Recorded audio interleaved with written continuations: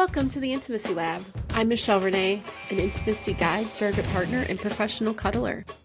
We're here to talk about intimacy in a much broader view than what you're probably thinking. Most people think about intimacy as sex. We're going to break that apart here. Welcome to the lab.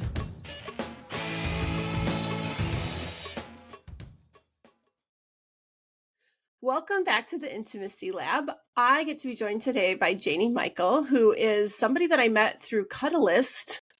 I think we just figured out beginning of 2016, we were both really some of the most senior or legacy cuddlists, I guess you would say. Right. At the time, Janie, you were in New York? At the was time, that where you were based? I was in Oregon at the time. That's where I started cuddlist practice, in Oregon and Seattle. I had two spots. Okay, it's all starting to come together a little bit more, because I was like, I don't remember seeing you on the New York list back when I was doing operations. I was pretty hands-on with who was where and whatever, but you saying Oregon now, it moves you in a slot, and I'm like, oh yeah, that's totally it. So I met Janie through Cuddlist, which is a lovely community. I think it's really cool how, at least in my experience, I've been able to be connected with so many practitioners. I know I had kind of a interesting place in the company, so it made me be connected with a lot of people in the company. I don't know how it is to be a cuddlist that's not in operations or in leadership, or if you don't have a community around you. I don't know. I think we have visions for bringing different regions of cuddlists together so that they have more familiarity with each other. I've been really fortunate to have those kinds of, oh, you're here and I can travel across the country and stop in and meet you here. And I've been really fortunate. I don't know if you guys had that in Oregon, because there's quite a few. You've had quite a few cuddlers up there. Yeah. Maybe not when you were there. In Seattle, when I practiced both in Ashland, Oregon and in Seattle. And in Seattle, I often attended cuddle parties, and there were cuddlers there. And I had good communication. I was in communication with a lot of cuddlists in Washington. It was nice. That's super nice. Yeah. When I first started, I was in West Michigan, and I was very alone in that. I think I was definitely the only person on Cuddlist in Michigan for quite some time. So that I feel like would have been really nice to have a built-in community, not to mention there would have been more people, more clients that would know about the service when there's more people doing it in your area. I always say it's not a competition thing. It actually really helps to have more practitioners in your area than less, because there's more people doing the work of getting the word out. So yeah, absolutely. Very cool. Yeah. And then you moved to Germany. I did. Yes. Yeah. So slightly before the pandemic. And I actually, I actually started Cuddlist here in Germany, in Munich. I was the only Cuddlist here. But then the pandemic happened and everything shut down. So I never really got a chance to get it completely rolling. Yeah. Yeah. And you're thinking about bringing it back? Is that the... Absolutely. Yes. That's exciting. Yes. That's so exciting. Yeah, Janie and I talked a little bit before we started recording, and I'm like, oh, there's a cuddler in the Netherlands. Let me connect you, because this is what I like to do, is connect all the dots. So that is super cool. I'm excited for you. I think cuddling is in a different spot where we are now with COVID versus before COVID. I think COVID gave the world a look at what isolation really does to people. And I also feel like, I don't know what it was like when you were practicing, but I know for me, my practice has shifted so much, and I get such a wide variety of gender representation compared to when I first was doing the work, and it was 100% of my clients were men. And now it is so much more balanced, and I am excited to see if you have a similar experience as you get back into the work. Yeah, I'm really curious also about practicing here in Germany. In Germany, I think it's really new here. I mean, I'm in the south of Germany. I'm in Bavaria, which is a traditionally very conservative type place. And I know there's people in Berlin, which is north of here. So I'm very curious to see what kind of inquiries I attract, like from being out there and sharing more about it. And yeah, it's an adventure. It is an So, adventure. I think being a professional cuddler is an adventure on its own, totally. but breaking into new markets is hard and fascinating. And if you like challenges, like I think there's lots of ways, and we can brainstorm about this like off camera of ideas on how you can tap markets from different directions. But I like the challenge of setting up in a not super in an area that doesn't have a big understanding of the work, which I think is every area, honestly. Unless Yeah. you like, I think in the very beginning, there was such a deep well of practitioners in like New York City, for example, that it was I think a different area to start as a cuddler. I think there was just a more robust, you have more population. Adam Lippin, one of the co-founders of Cuddlers, was in that area, and he was such a marketing like he worked so hard to market Cuddlers, and he happened to be in the city, so it made it easier, I think, in that area. So yeah, I'm excited for you. Thanks. Me too. Yeah. Yeah. So we're gonna play some We're Not Really Strangers today, which is a card game that gets people into deeper conversation with each other. If you're a regular listener of this podcast, this is something that you've seen I picked up since a few episodes in. I do this with all of my guests, but sometimes we only do one card because we're there to talk about something else. But this was Janie jumped at an opportunity that was on my Facebook page. I made a joke about all these cards that I bought. I bought like every expansion pack for this set because I love it so much, and it was deeply discounted. And I can't resist that. Like, if you spend so much, you get free shipping. So like I had to work hard to get to the free shipping amount because everything was like 40% off. And I was like, how do I get to this $100 mark or whatever it was that qualified me for free shipping? So I ended up with all these decks.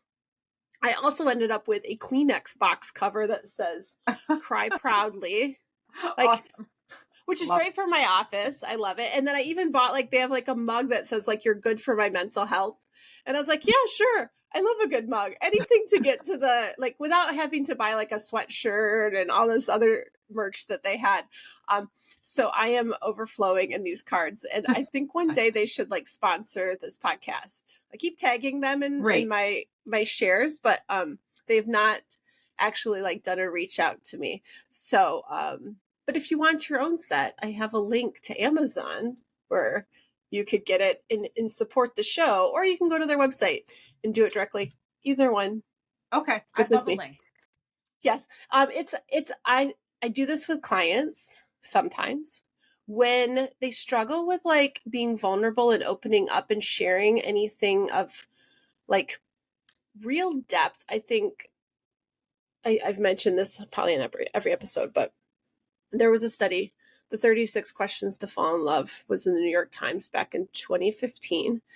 And they showed that couples on first dates that went through these 36 questions, they shared vulnerability with each other, and it was really bonding, and they had a much more likelihood of having a long-term relationship.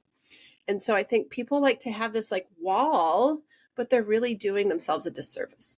And so like learning how to be a little bit more open and taking that risk, which sometimes might feel like, especially if you have trauma from childhood where you were vulnerable and it bit you in the ass because kids are awful or adults sometimes are awful, like relearning how to be open and like share things is a practice.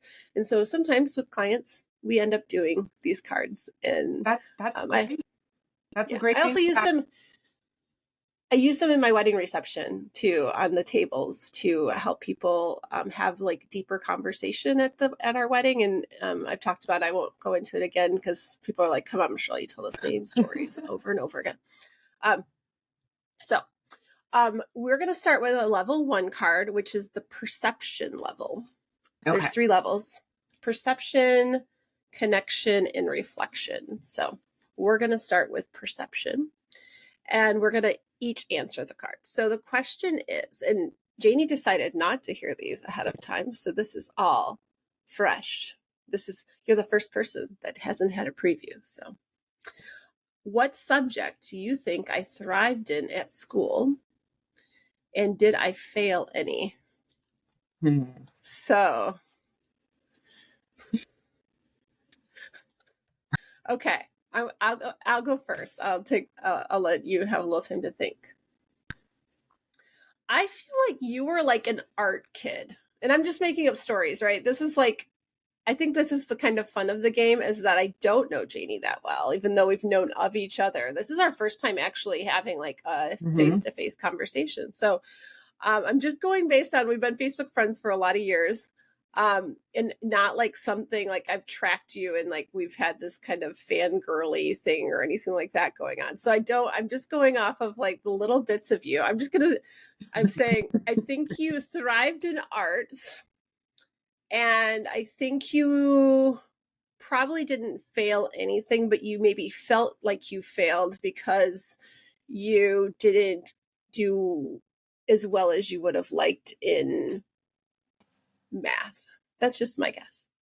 And you can correct or not correct. It doesn't, okay. We don't have to like set the record straight if you don't want to, but you're welcome to if you want to. Okay. Well, you're right about the math. Oh. I never failed math, but I scored low and I just didn't like math. I didn't like it.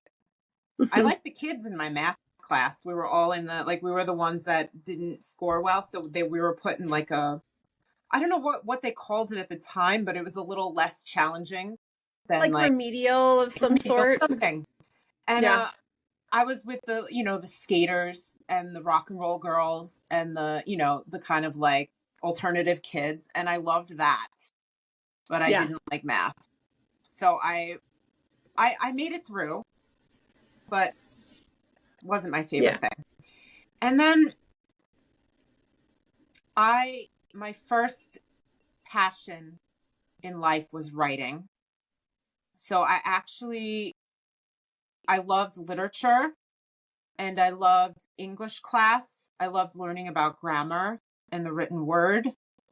So I think you're right on, because it's a bit more on the artistic side. Mm-hmm. Communication was always my favorite thing. Communicating through words, communicating through games, and body language, and I always loved that.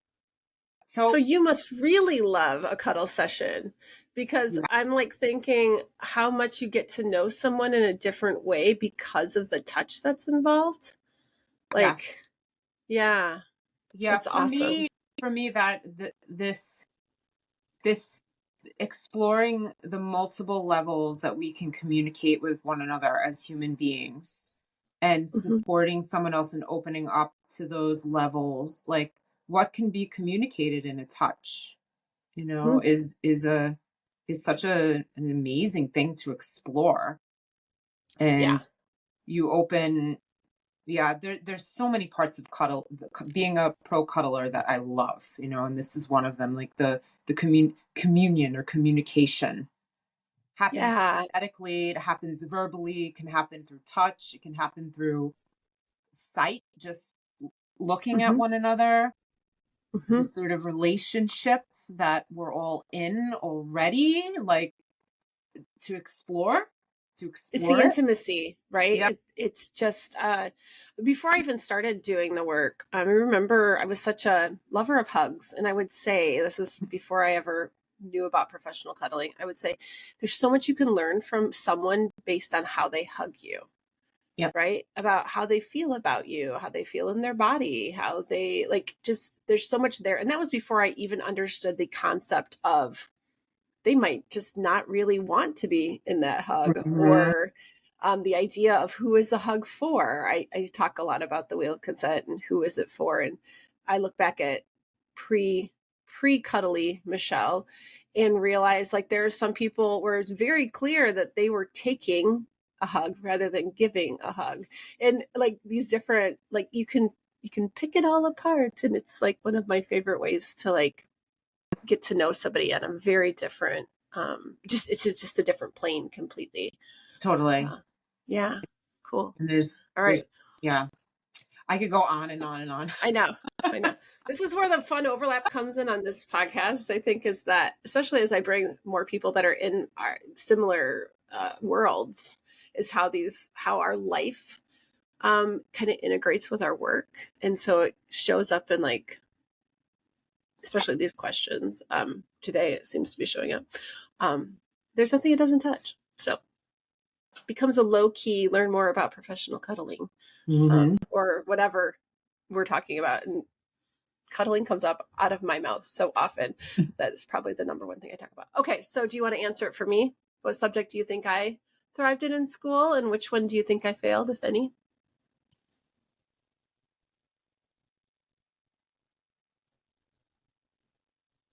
I have a sense that you liked science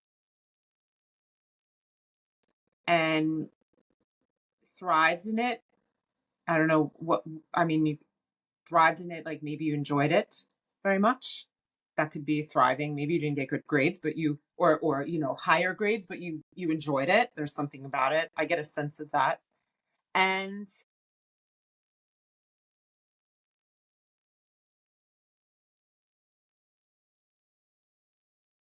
I don't know about what you would have failed at or not maybe been good at in school. Music? Okay, great. I find this fascinating because I'm like, God, I mean, again, like we don't know each other that well. And it's all about like perceptions. It wasn't science per se, but math. I was really good at math. I did well in science classes. I was definitely a STEM kid. Um, if I'd had to be forced to take a music class, yeah, that would have sucked. My mother was very musically inclined and I was very not. The one that I did actually struggle with, and this is why I said to you, maybe you didn't fail at it, but maybe you didn't do as well as you would have liked to do. I was like a straight A kid, but one semester in like junior high, I think I got a C in social studies or something like that. And that was a big failure. Like my house was very competitive, and we were all straight A kids. I suffer from that gifted and talented. It's great when things are easy, but when they're hard, I don't know how to cope because I never had to learn that when I was in school, like in high school and junior high and stuff. So when I went to college, I thought I was going to be a math major, and then it got hard. And I failed out at that point. I failed Calc 3. So it's interesting, my thriving and my failure. Technically, if you go all the way into college, was math. So, and I'm so glad I didn't pursue that because I wanted to be a math teacher. And I look now and I'm like, God, I would have hated working with kids. I actually don't really enjoy working with kids. It was hard enough. I homeschooled my 2 boys, and yeah, and I was not a great homeschool mom. So I would have been the teacher that was quickly like kicked out for like cussing out my class or something like that.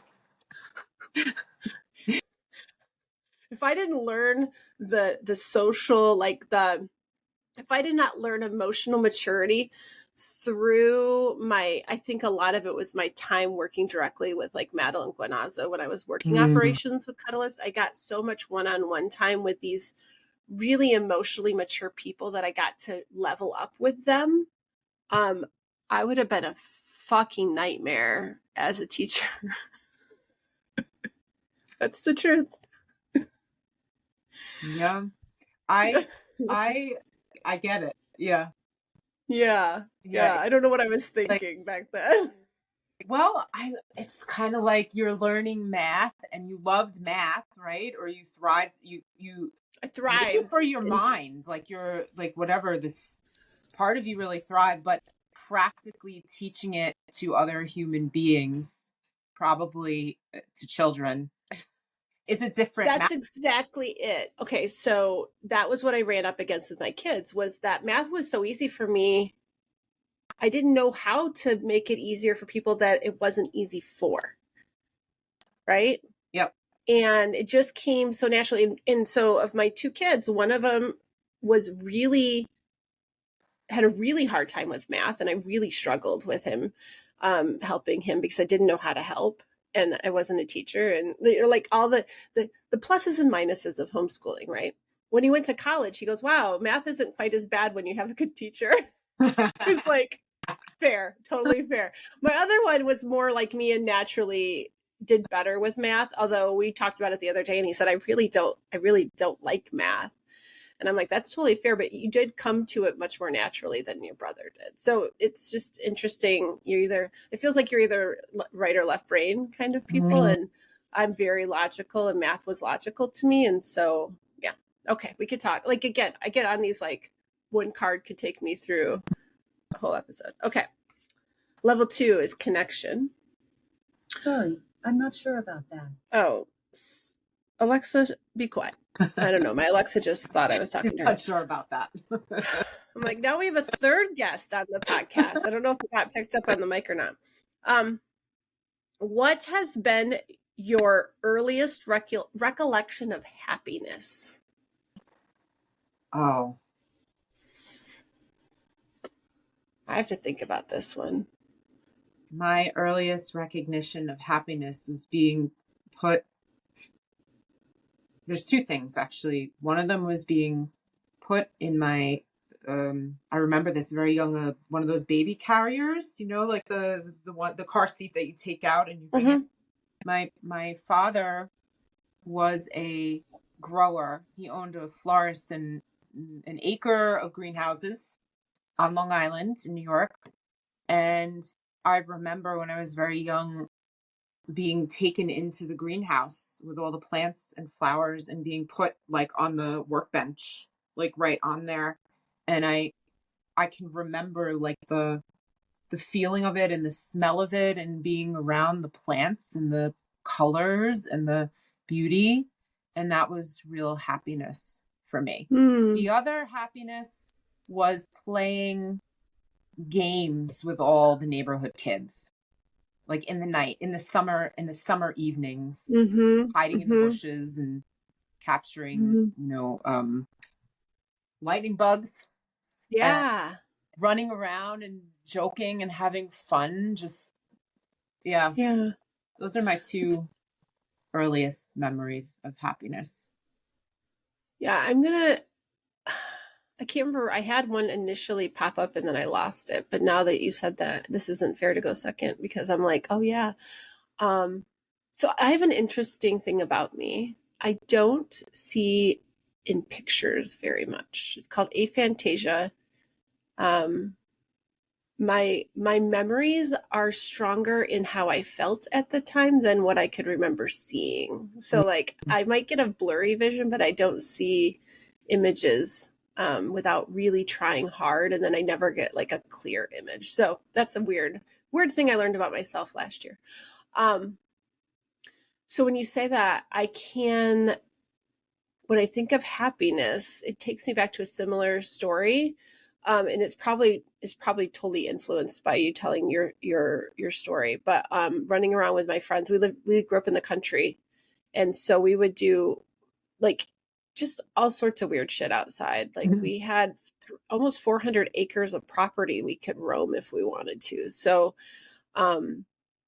like there was these big we had these big boulders back in our field straight back from our house that were probably, I don't know how they ended up in a group together. I don't even know how anybody would move these rocks. They were so large, and certainly left over from like the glaciers and shit that rolled through Michigan. And they were so big, like the tops of them, you could lay a couple people on them, could lay on them and take a nap. Like they were huge, and we would play back there. And we had a dump. So this was the country. My grandparents never had trash service. They always burned their garbage, or it was composted, or if it wasn't burnable or compostable, it would end up in this like dump back in the field somewhere. And we lived on the same property as my grandparents for my entire childhood. So my mom would go through our stuff every once in a while and throw it out into the dump. So we would go back there. It was pretty close to where these rocks hung out. And we'd pull out all of our old toys that we would find back there. And we would create this little house back there. And like this little set of trees was like the bathroom, because we would all pee in the woods, like no big deal. Like that was the bathroom area. And then there was like a bundle of like barbed wire that was left over from some fencing or something at one point. And like, that was like the kitchen area that just over in that section. Of course, you wouldn't get into the barbed wire, but like we'd set up little toys over there for our kitchen, and like, we just play house out there. It was super fun. Yeah. It's a fun memory to have. Yeah. I can get a sense as you were sharing that I transported myself to this place. Thank you. Yeah. Same. I mean, that's the same thing that happened when you were talking, is like, I was like, oh yeah, it brought stuff, because I have a hard time having positive memories, especially of my childhood. For whatever reason, it feels kind of blank until I'm reminded. Like, my father passed in the fall of 2021, I think. No, 2022. I think we just had the year. Not a great relationship with him. So I had already been pretty estranged from him. So his passing wasn't like as devastating as like my mother's passing. So I think COVID brought on video funerals, which was really kind of great, because I don't know if I would have traveled to Florida for his funeral. So I was able to watch it by video, and I really hesitated whether I even wanted to tune in, which sounds incredibly harsh, but that's kind of where we were in our relationship. And I had a meeting that I wasn't even like, oh, I should reschedule this. I have my father's funeral to attend. I just attended late. And because it was on video, I could start watching it, at any time.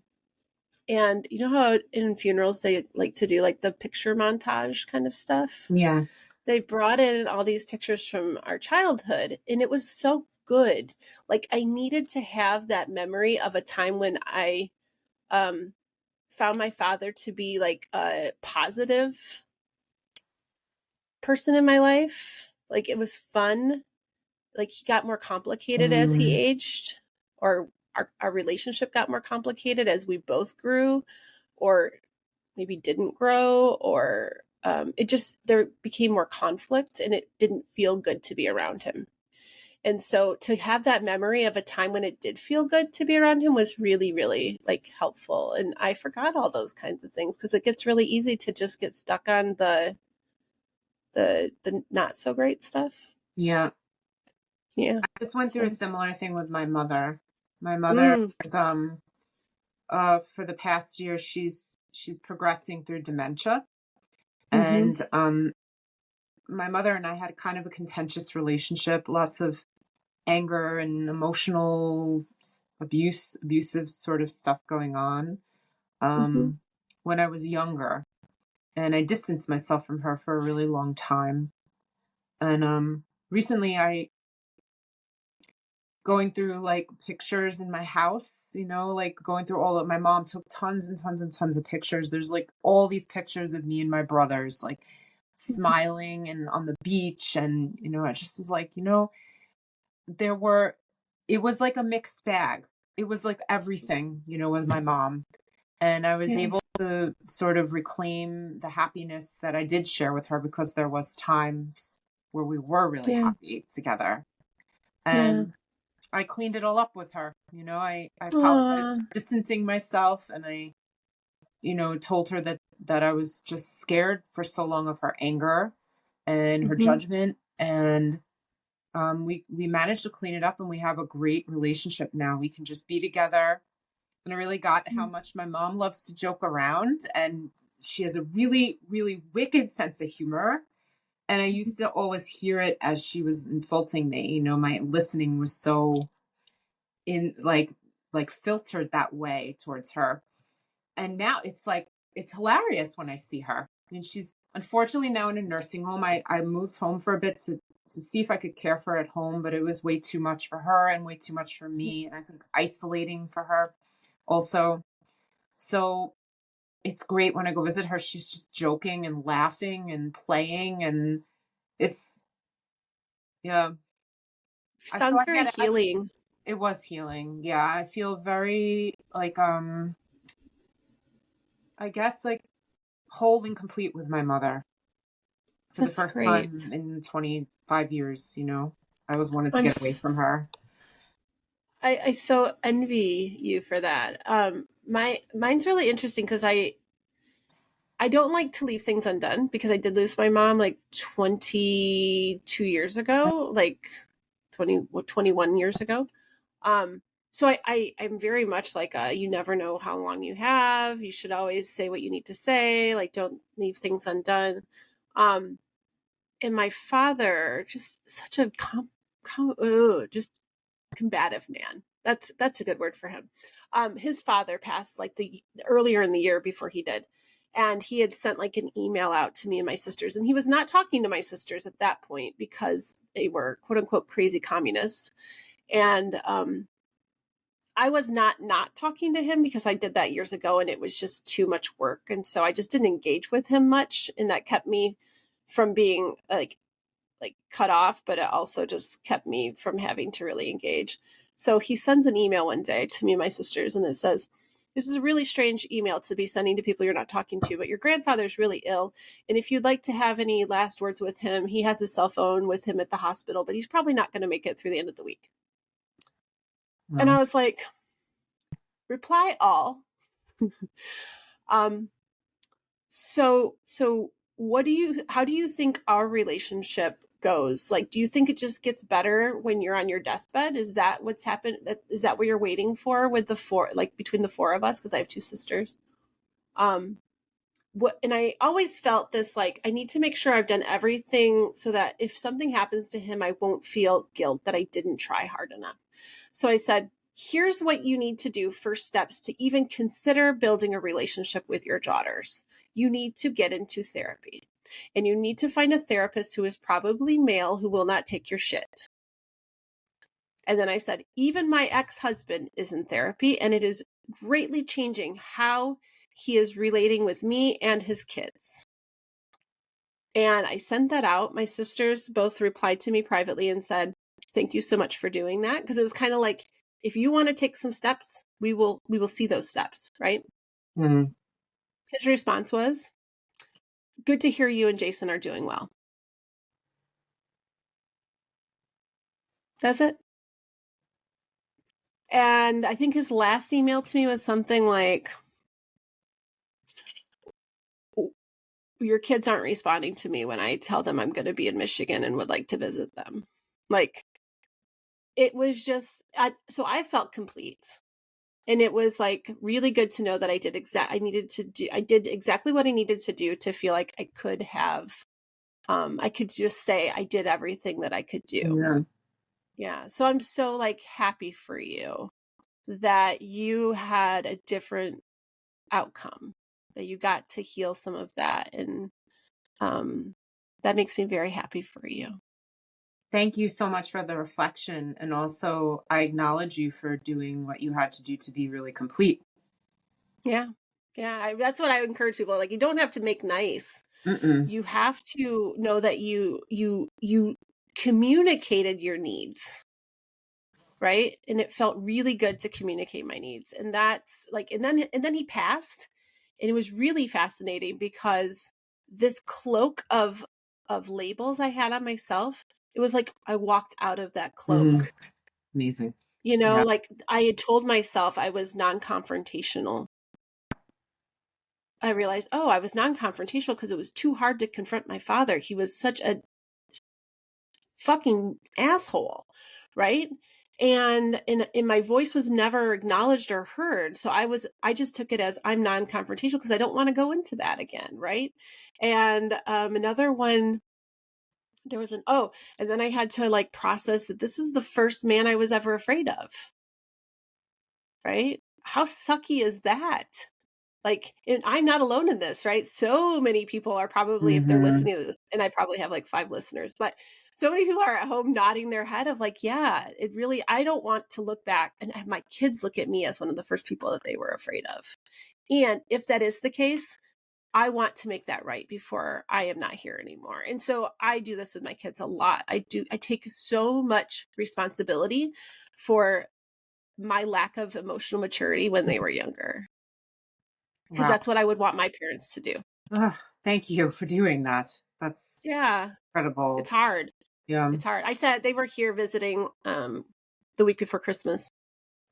And there was one of those moments where we were all sitting on my couch and I just said, like, addressed this thing that was coming up for me of like apology that I don't remember what it was specifically about, but I just let them see me cry, and like makes me choked up now. Like, I wish I could have showed up differently for them, and I couldn't at the time, but I'm doing it now. And all these parents, I'm on TikTok, right? And I hear, these parents that are like, I don't understand why my child has cut me off. Well, you probably need to fucking apologize for some shit. And it would go a really long ways, but you can't see. You refuse to reflect on how you could have done better. Right? Yeah. So. Wow. Thank you for that. So thank you for sharing that. I feel very touched by what you just shared, and you giving you being vulnerable with your children. This was again, it's what I needed my father to do. Mm. And honestly, I needed my mother to do it too. We just didn't have quite as of a toxic relationship. It was strained, but we had, time. We never had like the big, like, come to Jesus talks. She was terminal for at least 6 months of her last, she had cancer for 2 years. I didn't have the emotional maturity to be able to have that conversation with her then. If I was in who I am now, her last days would have been very different. Yeah. But I'm okay with that. Yeah. I'm also okay with the time I spent like running away from my mom, Mm-hmm. I so didn't want to be like her with her anger. Mm-hmm. And at some point I realized, like, hey, if I can't express myself with my mom, if I'm always hiding out, how can I really be self-expressed in this way in the world? It's like, this is a woman that's was the closest to me for so long. And I need to show up and share some things with her now. Yeah. Because they're showing up probably in your life anyways, right? That's what I always say with people, like you might think you can avoid this part of your childhood or what have you, but it's showing up whether you address it or not. Yep. And yeah. And I got to say, like, I got to tell her some things that happened that were not, I was like, that was not okay with me.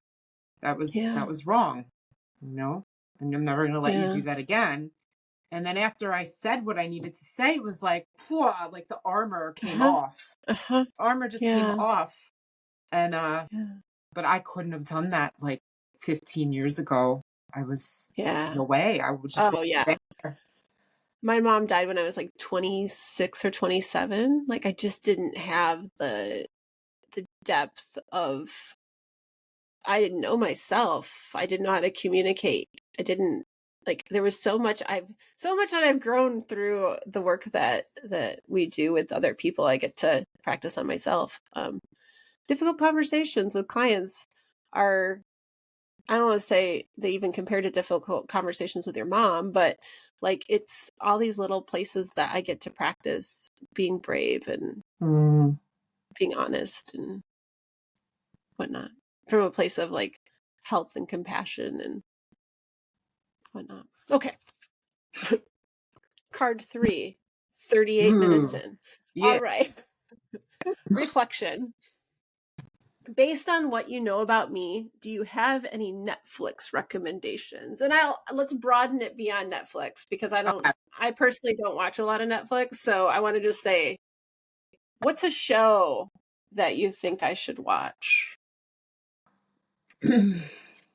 Michelle, I'm not a big TV person. I don't watch shows. Okay. What about books? Any media? Do you have any media recommendations? I do. Okay, good. I have a book right here. Where is it? Right here. Okay. So I personally love, like, I studied writers in college. So I read a lot of the great American writers and stuff. And there's this book I just read because one of the things I love is erotic literature. And this book kind of just came to me. Someone I just met mailed it to me from California. Okay. And it's a book by James Saltier, I think is how you pronounce it. It's called A Sport and a Pastime. Okay. And this book was written in the 1960s. It was banned. And it's about the relationship between, it's a heterosexual story. So it's about a relationship between a young man, an American who's in France, I'm sorry, and a young French girl. And the book is written, I think you would really enjoy it, actually. The way it's written is like, I wrote it down. Okay, great. And I think this is something I know about myself, and I don't know what this means about me. But there's something kind of a love languagey thing where if something is presented to me, it's almost like a gift, right? You gave me the gift of this recommendation. I will do it just for that, like to show you I care. I had a client a while back, and I would stop and get smoothies after I would leave his house. And one day I was telling him about it, and he goes, "Oh, my favorite smoothie there is this certain one, which was not the one that I was ordering." And so that day I went and got that smoothie. So we would have that connection of that shared experience. And so I am going to check out this book because I would like more erotica in my life. I really struggle with, because I have this aphantasia, I don't fantasize. I don't see pictures in my head. And so I haven't had a real strong need or pull towards erotica or pornography or any of the kind of like sexually stimulating materials. And I want, like, I feel like I want to, but not bad enough. Like I should be listening to like audio porn. I love audio. I love sounds. Like there's been times where I've recorded my sex just to listen to the sounds back. It's really hot for me, much more than visually watching something. And so erotica comes up every once in a while with clients, and I'm like, have you checked out like glitterotica and whatnot? And so I feel like this is an invitation for me to actually move forward in that thing that I keep putting off of like, it's not important enough to me. So I will report back on that one. Yeah.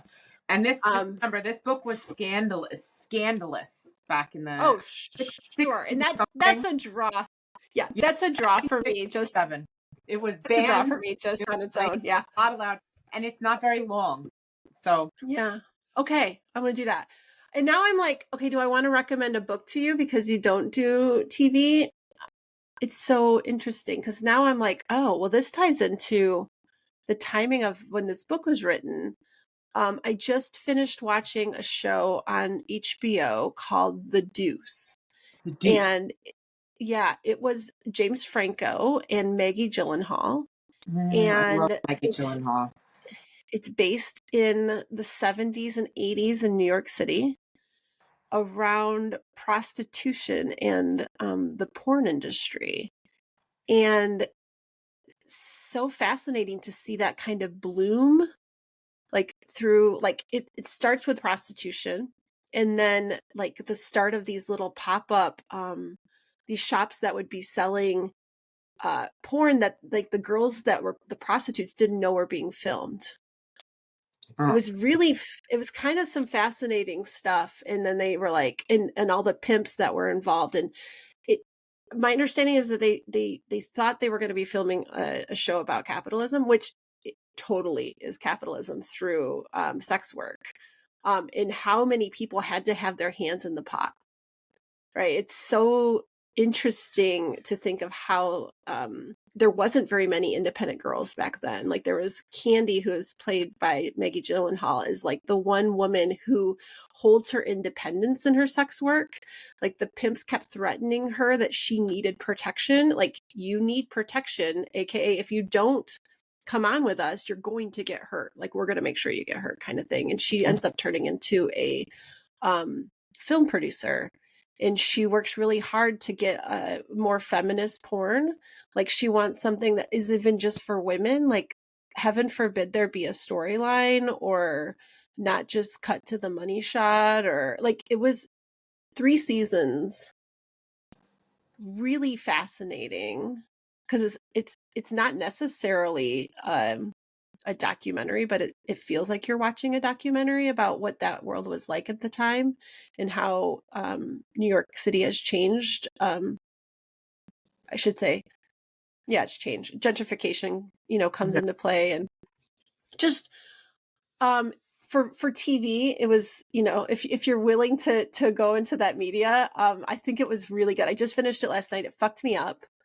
I'll just warn you, the finale just left me with a lot of feelings. I was a bit dysregulated. Like I was chatting with the guy that recommended the show to me, and I was like, wow, you're right. That ending really fucked me up. I don't know how to go to bed now. Like my husband's not here right now, and I feel like I need to cuddle and cry.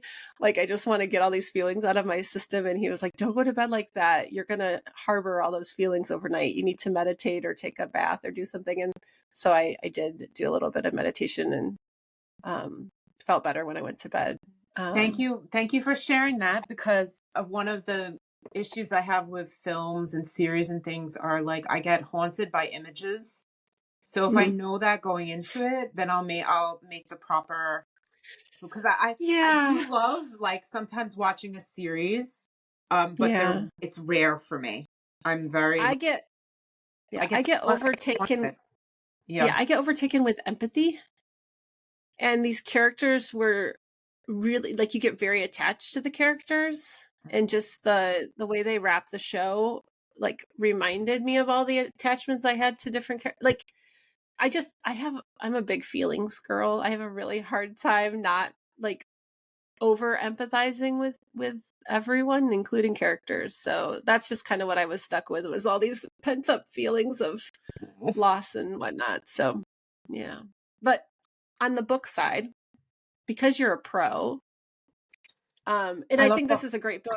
Yeah, this is a great book for anyone with like complex PTSD, which I think the way the book opens up, it says that if you were to go through the DSM-5, which is like the diagnostic tool for therapists, because insurance requires diagnosis to get coverage, which is bullshit. If you went through the DSM-5, according to the author, and you pulled out every characteristic that was connected to complex PTSD, which is a traumatic experience over a long period of time, not just the one thing that happened. So a lot of childhood, like even just being in a home that wasn't nurturing enough. Like maybe your basic needs were met, but you weren't emotionally taken care of or whatnot. You end up with these complex issues. If you went through the DSM-5 and you pulled out all the complex PTSD characteristics, you would be left with a pamphlet. So I think so many of us are affected by these long events in our life, whether it be an unhealthy relationship or our childhood or what have you, whether we're officially complex PTSD survivors or not. I think we all could benefit from this book. So the book is called Complex PTSD: From Surviving to Thriving, from Pete Walker. When I announced I was reading it, I had a bunch of friends and stuff hit me in my inbox saying, oh, I started that book and I couldn't finish it. And I never delved in to find out why, if it was just touching too much stuff. But as someone who works with so many people that probably identify with some of the complex PTSD symptoms, I personally am one of those people. I think it should be a mandatory read for professionals. It talks a lot about, and I have another episode that talks about this. It hasn't come out yet, but it talks about reparenting by committee, and how sometimes our talk therapist is our first committee member, our first safe enough person. And so I think of myself in my work as a touch provider, being another one of those reparenting by committee people, because I'm a safe, like, it's like a laboratory. So I call it like the intimacy lab or the human connection lab, is that it's a laboratory to kind of push up against our trauma or our neglect or what have you. And so that was like, I think, a really great part of the book. But one thing I forgot to mention in the last time I talked about this book, so I'm like, oh, here's an opportunity to talk about it. A few of the things I really loved was they talked about when you find yourself having a critic show up in your brain, like you start to hear inner thoughts that are critical of yourself, or somebody outside of you. So inner critic or outer critic, you're probably in an emotional flashback. And I started to take that and like pay attention that when the critic showed up, oh my gosh, what's happening right now, and how is it not related to what's actually happening right now? Like, where did this feeling come from initially? What's the first memory that I had where I felt that way? And it's been really fascinating to kind of be able to take control that way, to say, oh, I keep having this negative thought pops up. Specifically, I'll get juicy here. I had this thought that would come up after sex. I'd be, we're cuddled up, post everybody's, I would say everybody's had their orgasm and we're all just laying in bliss. And then the dark thought would show up that would say, one day he's just going to disappear. And I'm like, where the fuck is this coming from? There is no reason in my relationship that thought should be coming up for me. And why does it have to steal this joyous moment, this lovely space that we're in right now? And I'm very transparent with my partner. So I had read the book and I'm like, this must be some kind of emotional flashback. So I said to him out loud, I said, I keep having this thought and this is what it is. And he's like, that's not logical. Like, like, of course that's not the case. And I go, I know that this is not a feeling I'm feeling right now. This is an old feeling. And I'm like, it's from childhood. I can tell. And I'm like, well, that doesn't make any sense. Because Paul goes, well, it's probably because of your ex-husband. And I was like, it's not. It's older than that. It goes back further than that. And I sat there for a minute and I'm like, I didn't have like any boyfriends just like spontaneously break up with me and surprise me in a breakup. And then I went, holy shit, I did. My first boyfriend moved to North Carolina. I was going into high school and he was a senior. It was, I guess pretty typical back then. Now I would be like, if I was my daughter, I'd be like, no. He moved to North Carolina.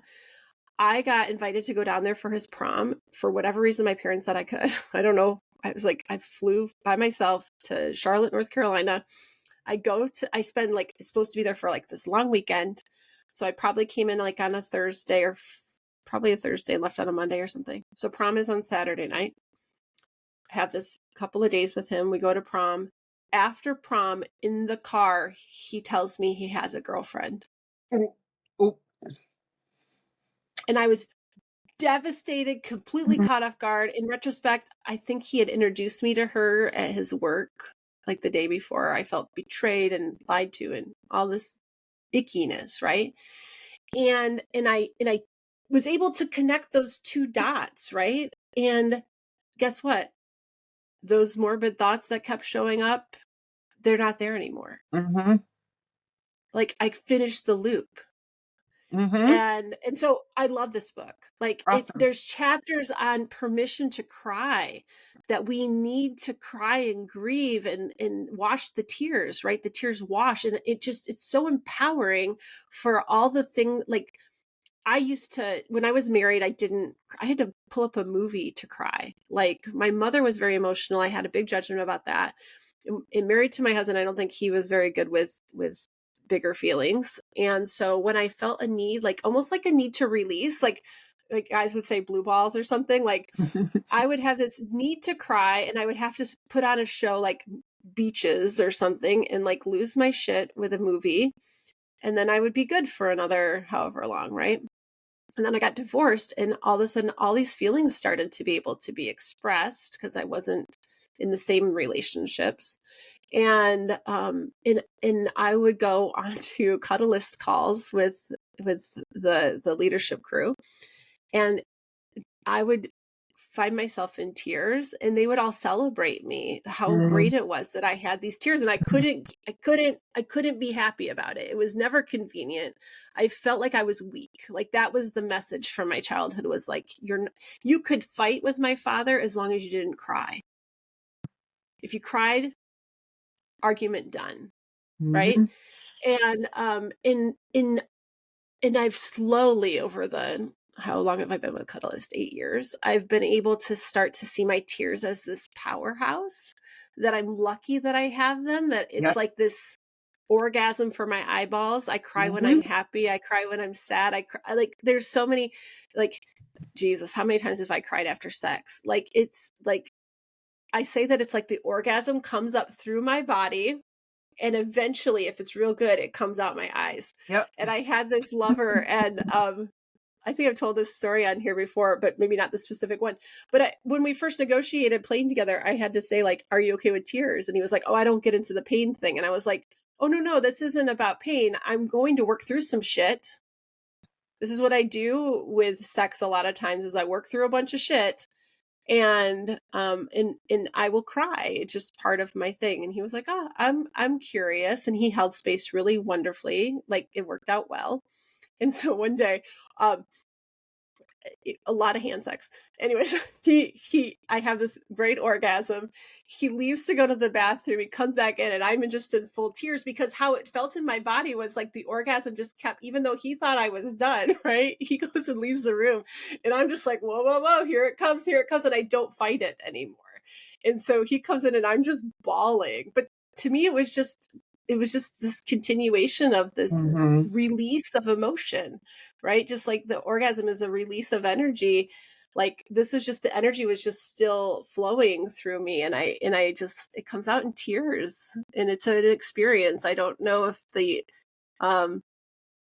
everyone would know what to do in that space. I think it's kind of a unique kind of thing, but not everyone does know what to do in that space, for sure. And I think an orgasm, or any type of, when you really get into a space of real regulation, or deep relaxation, I'll just call it that, these things start to unwind, these things, because it's a belief of mine, but I feel like the body always moves towards wholeness and completeness. And so things come up, and they come up for a reason.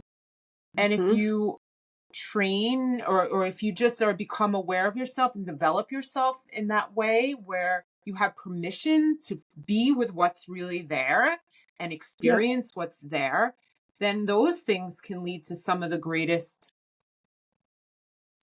reconciliations, or I mean, I call them healings, because I don't know that there's such a good word in English. It's just like this part of you that's coming back for integration.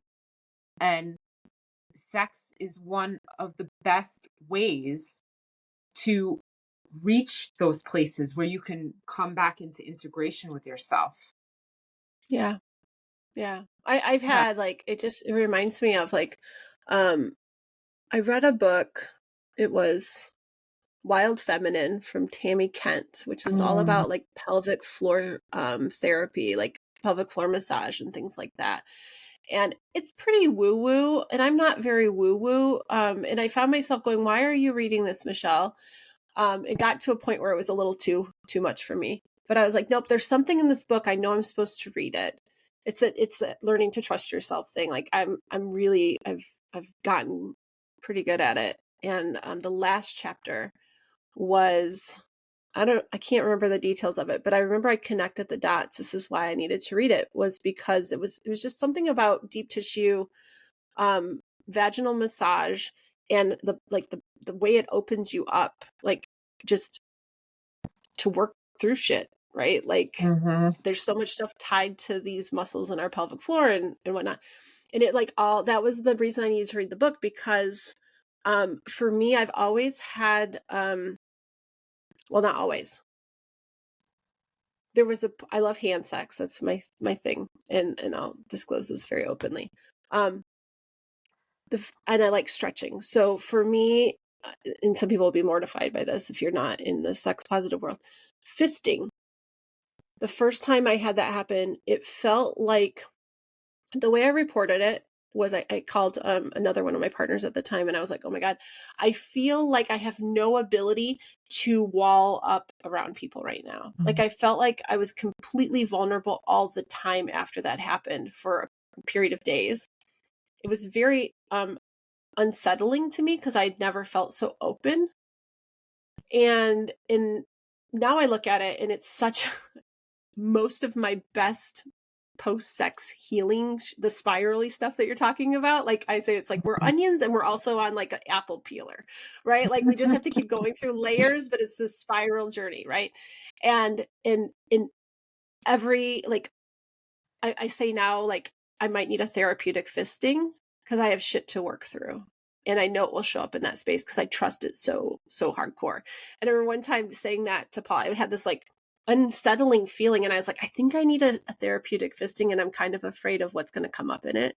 So I was kind of putting it off. And it was like, I have the orgasm, then I have this aha moment because it like downloads. It feels like a straight download.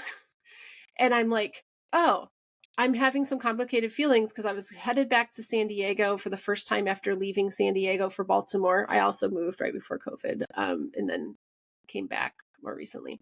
And I had left my friend Sarah here and I was the download was like, I don't know what our relationship is now. And I'm very scared about that. Like that, but I couldn't pinpoint it until like whatever opens up in me from that deep pelvic massage. That's what I put together was that's what fisting is. It's a deep tissue pelvic massage. And the power of that. Power. Yeah. It's also acknowledgement for knowing what you need, like, it's like it's amazing. It doesn't just happen though, right? Yeah. Like it's these little steps of like, I brought this up on another episode of like, what do you want right now? And not like in a big picture way, but like really checking in with your body and what do I need right now? Like, I'm like, oh, when this is done, I need to go to the bathroom, right? Like I realized that like my coffee is hitting me and I could really use to go pee. But I can hold it a little bit. We can wrap this up, right? Like, but these little acknowledgements of like, what do I need right now? You got to start there and start recognizing what's happening in your body. And then you can keep building and starting to trust yourself. Yeah, it's definitely a process. It's definitely like moment to moment to moment to moment. Yeah. It doesn't just happen. No. Like you have to work on it. Yeah. And, but it's there. I think everybody can access it with enough time and patience and persistence. And I feel the same way about that. Like it's sort of like a training, like the training you have to just do with yourself, or like a relearning, like a reconnection.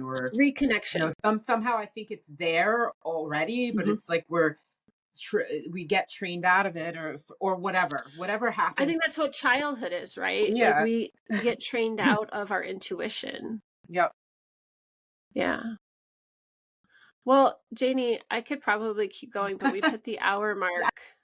I'm trying to be better at this. And I forgot I have another call in like 8 minutes. So Okay. I'm like, oh yeah, and to have that bio break, I have to wrap this up. Yes, you do. It was so good to reconnect with you. Thank you for jumping on this invitation to come do the cards with me and being open and like being vulnerable. And I really feel like we had some pretty juicy conversation, and this is all unplanned, right? This is just like going with what shows up, and we got to touch on some really cool stuff today. Yeah, we did. And I appreciate your time and the invitation. It just lined up. I saw the post immediately and I was like, I have to do this. It's just like I knew I wanted. Yeah, I was surprised at how many people were like volunteering, and I was like, oh shit, I was just kind of joking, but hey, we can do this. I will have content ready to go for quite some time, because sometimes like, what am I gonna do? And I'm like, this might be my thing, because I'm realizing, so again, I think 10 episodes in, I really like just having a free flow conversation with no targeted topic. And somebody described it as kind of voyeuristic to listen to, and either you're into that or you're not. But like, to me, this is like, I do this podcast for me. And this, like, I love this. It's so like, it just fills me up. Like, I'm like, oh, I'm going to go through the day just feeling so warm and connected to Janie, like, it's just great. So thanks for joining me in it. And you're a great match for this. Yeah, you're welcome. Thank you. I enjoyed our journey to get together today. Is there any like, because you are getting back into the work, like, is there any kind of like, how can people find you if they happen to be over in your neck of the woods? Like, is there somewhere you'd want to direct them to connect with you? Well, they can email me. That's the first thing. And they can also go right now. My website is down for repairs. It's getting an upgrade. So my website is intimacycoachjanie.com. And my email is janie@intimacycoachjanie.com. Okay. Well, we will get those in the show notes. Yeah. And I travel between here and New York. So I'm available in both places for work. And awesome. Yeah. That's fantastic. Yay! Well, let's, keep connecting. I've got some people I'm going to connect you to offline, and there's my timer saying, go get that bio break. All right. Thank you so much, everybody. Thanks for joining us. Okay. Bye. Thank you for joining us. If you'd like to comment, pose a question, or learn more about the guests often featured on the show, visit us at intimacylabpodcast.com.